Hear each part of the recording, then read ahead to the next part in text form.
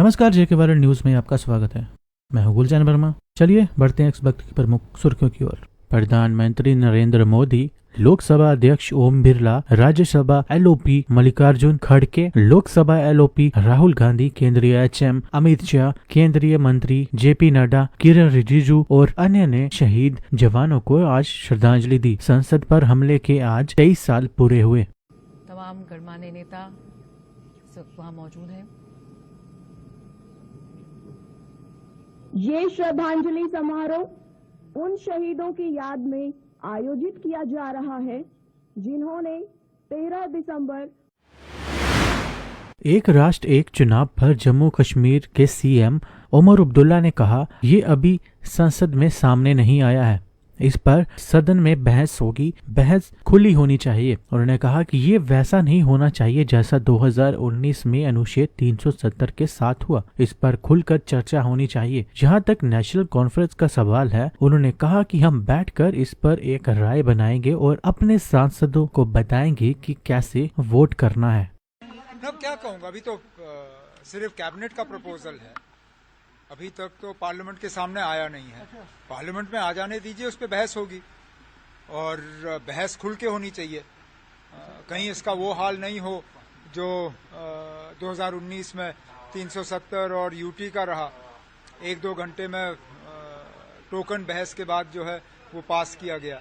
इसमें खुल के बहस होनी चाहिए और उसके बाद पार्लियामेंट अपना फैसला करे। जहां तक नेशनल कॉन्फ्रेंस का सवाल है, हम बैठेंगे और एक इसमें राय बना के अपने मेंबर पार्लियामेंट्स को बताएंगे कि किस तरह वोट करना है। सर, आपका दरबार में जो आपने कहा है, अतुल सुभाष सुसाइड केस में पुलिस ने आज उनकी पत्नी निकिता सिंघानिया के घर में एक नोटिस लगाया।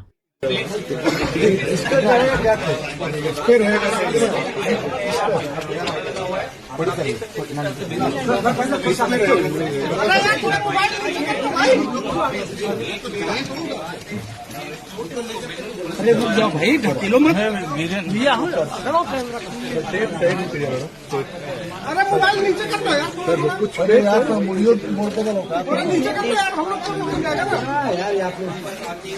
राहुल मोबाइल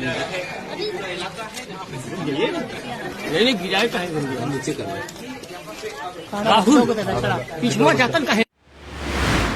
दिल्ली के 6 स्कूलों को ईमेल के जरिए बम की धमकी मिली। अधिकारियों को जैसे ही सूचना मिली तो उन्होंने सभी छात्रों को घर भेज दिया और पुलिस की टीमों को जांच पर लगा दिया गया।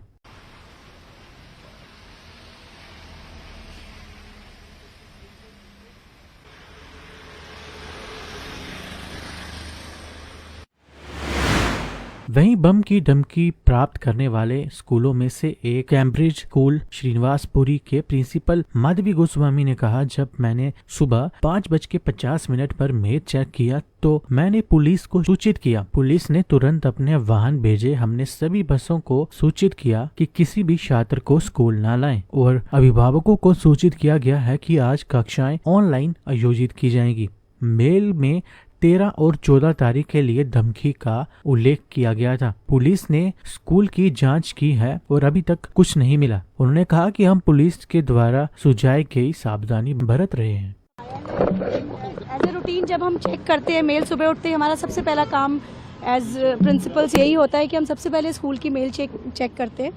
सो मैंने 5:50 पे जब मेल चेक करी तो I gave the information to the police and immediately police action में आ गई और उन्होंने एकदम यहाँ पर गाड़ियाँ भेजी हमारे पास।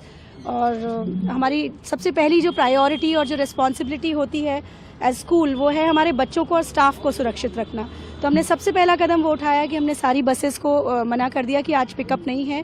पेरेंट्स को इन्फॉर्म किया गया कि फिजिकल की जगह आज ऑनलाइन स्कूल शिफ्ट होगा एंड सबको सबसे पहले सबकी सेफ्टी को इंश्योर किया गया। उसके बाद एक रेगुलर स्कूल को चलाने के लिए ऑनलाइन जो भी इंतज़ाम करने होते हैं वो करे गए। दिल्ली पुलिस बराबर साथ खड़ी रही तो काम बड़ा तरीके से हो गया एंड वो लगातार हमारे साथ हैं और चेकिंग हो रही है। अभी किसी स्कूल में ऐसा कुछ मिला नहीं है। आई होप सब सेफ है।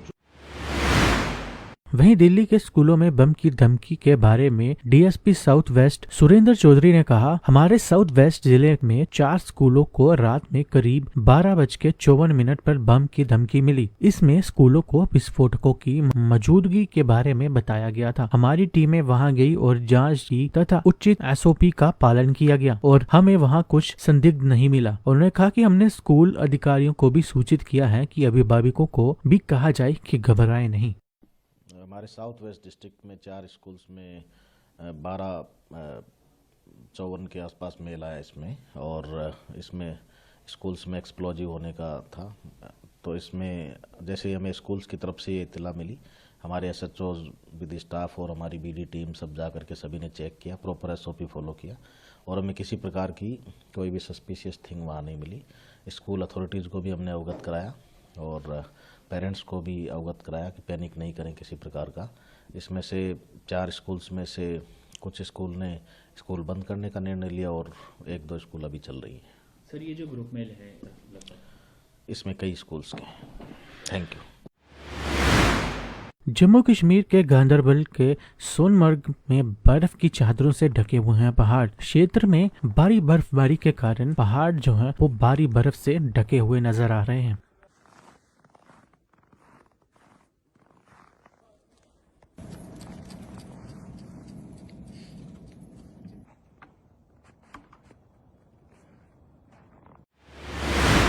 जम्मू कश्मीर के उधमपुर में सूखे के कारण शहतूत की रोपाई में हो रही है देरी। रेशम उत्पादन सहायक रविंद्र कुमार ने कहा, हमारा रोपण का मौसम दिसंबर और जनवरी है। शहतूत एक निष्क्रिय पौधा है और वर्तमान में ये निष्क्रिय अवस्था में है। नवंबर के आसपास ये झड़ना शुरू हो जाता है, इसलिए कोहरे का इस पर वास्तव में कोई प्रभाव नहीं पड़ता। लेकिन अगर शहतूत के अंकुरित होने पर कोहरा बनता है तो इसका बुरा प्रभाव पड़ेगा। उन्होंने कहा कि हमारे पास 6000 से ज्यादा किसान हैं और इस साल हमने लगभग 1,80,000 कोकून का उत्पादन किया है और इससे लगभग 8 करोड़ की कमाई हुई है।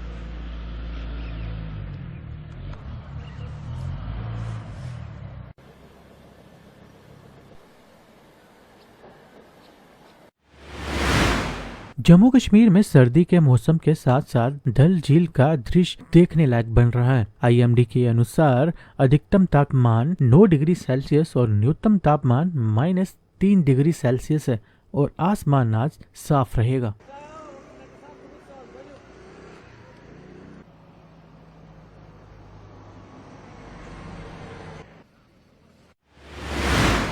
तमिलनाडु के डींडीगुल में निजी अस्पताल में बीती रात भीषण आग लग गई, जिसमें 6 लोगों की मौत हो गई।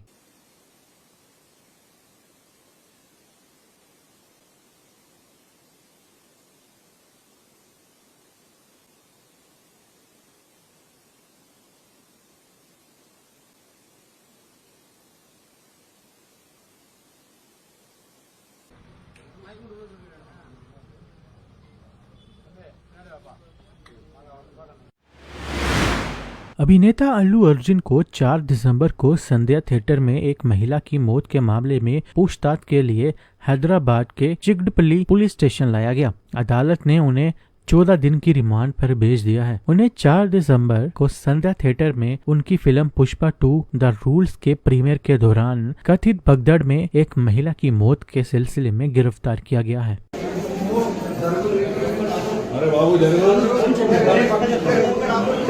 इस बुलेटिन में फिलहाल इतना ही। इसी तरह की और खबरें देखने के लिए फॉलो करें जेके वैली न्यूज को और सब्सक्राइब करें हमारे यूट्यूब चैनल को। नमस्कार।